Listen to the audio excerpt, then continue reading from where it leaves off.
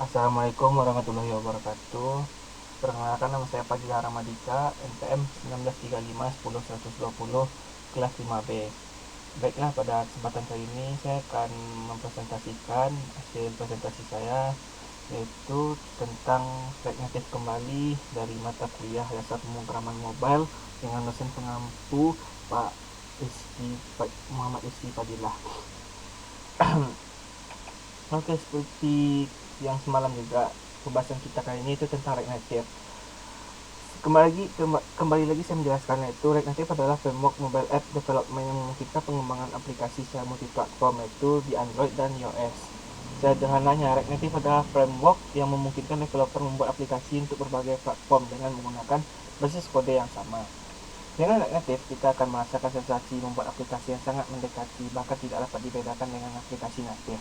Ini dikarenakan library yang tersedia dalam React Native memang ada native-nya. Jadi aplikasi yang kita buat dengan React Native langsung terintegrasi dengan aplikasi native yang sebenarnya. Untuk komponen dalam React Native kali ini yaitu ada styling basis React Native, flagbox React Native, dan position React Native. Yang pertama yaitu styling basic React Native.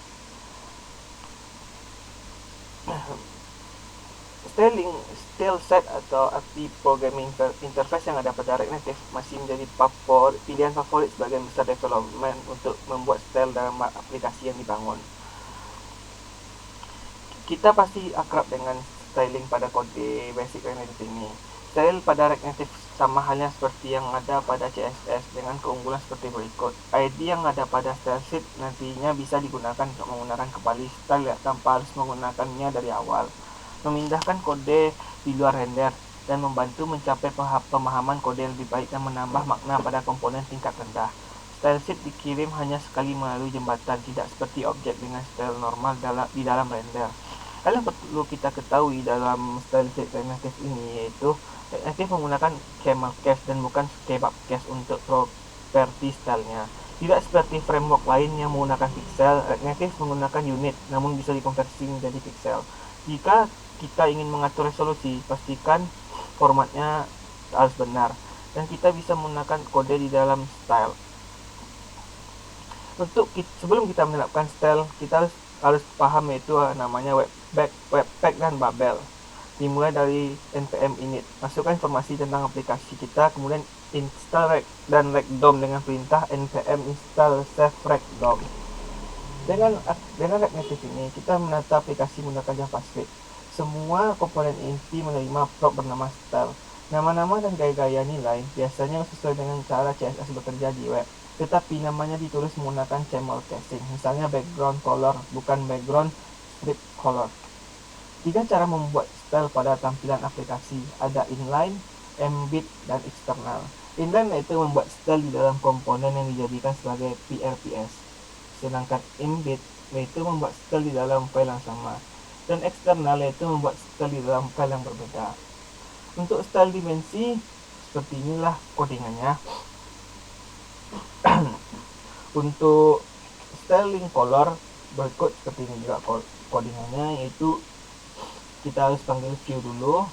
Setelah memanggil view, kita harus masukkan warna yang ingin kita masukkan ke dalam styling color.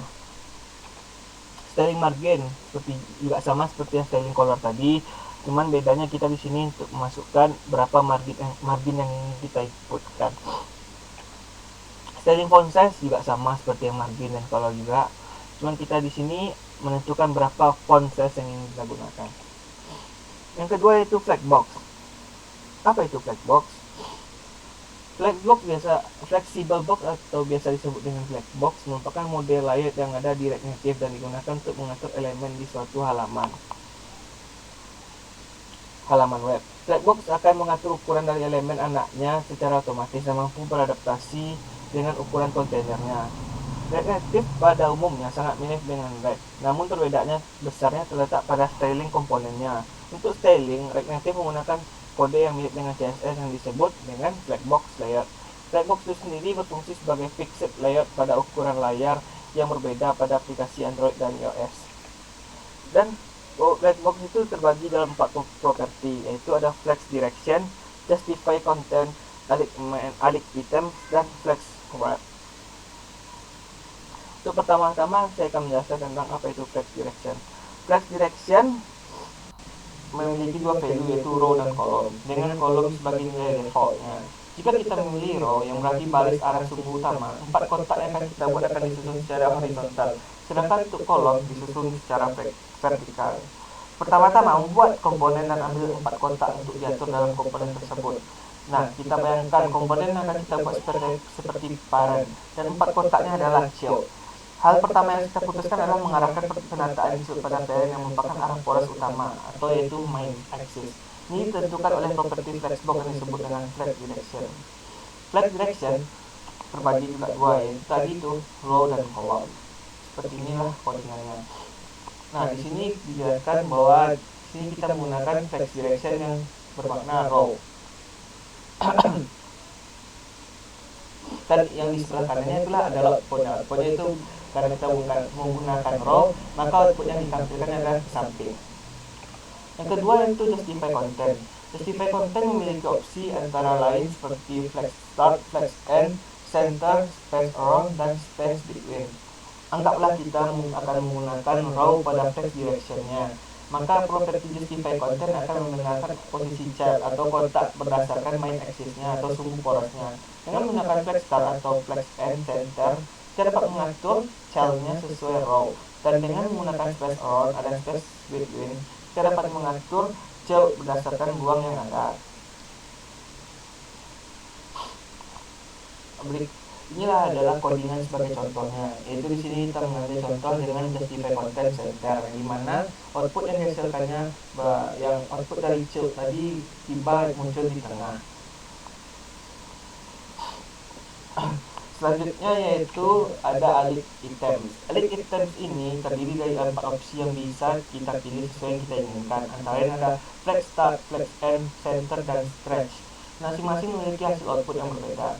Flex start yang berarti posisi komponen yang akan berada di awal, center yang berarti posisi komponen yang akan berada di tengah, flex end yang berarti posisi komponen yang akan berada di akhir. Sementara yang stretch yang berarti posisi komponen akan melebar sesuai dengan ruang yang tersedia. Alik ini hampir sama cara mengimplementasikannya dengan cara justify content. Namun ada beberapa hal yang membedakannya. Misal, untuk justify content, kita akan menentukan tata letak komponen sesuai dengan orientasi dari flex direction.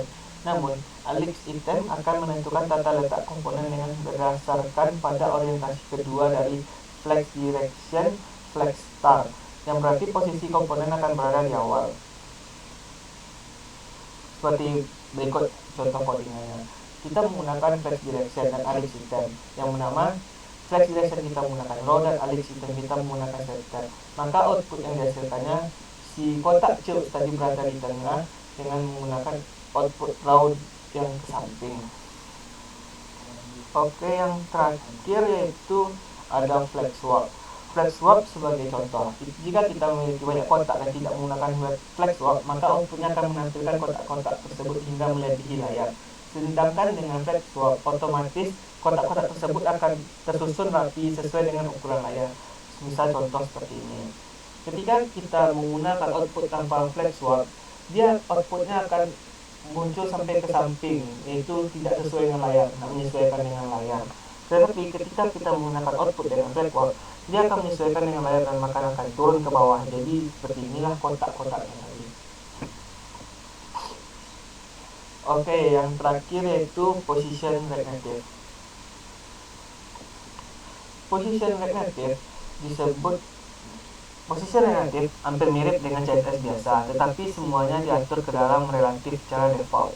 Jadi position absolute selalu relatif terhadap induknya. Jika kita ingin memposisikan anak menggunakan jumlah tertentu dari pixel logis relatif terhadap induknya, atur anak ke posisi absolute. Jika kita ingin memposisikan anak relatif terhadap sesuatu yang bukan induknya, jangan gunakan gaya untuk itu, gunakan pohon untuk komponennya. Ada dua jenis position dalam flexbox, yaitu relatif dan absolute.